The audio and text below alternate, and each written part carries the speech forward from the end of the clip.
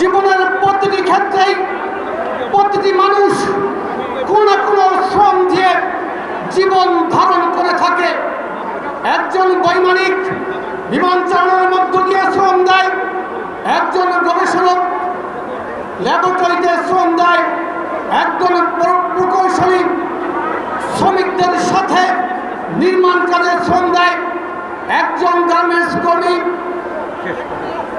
ফ্যাক্টরিতে শ্রম দেয়।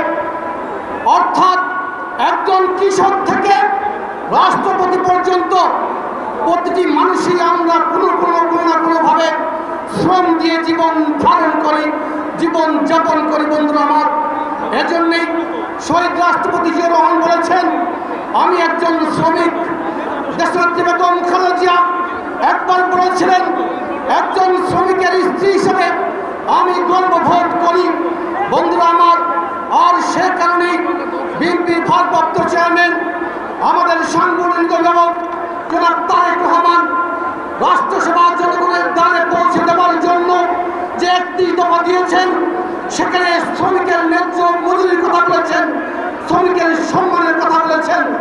আগামী দিনে প্রতিটি শ্রমিক ন্যায্য মজুরি এবং সম্মানের আশা ব্যক্ত করে সবাইকে ধন্যবাদ জানিয়ে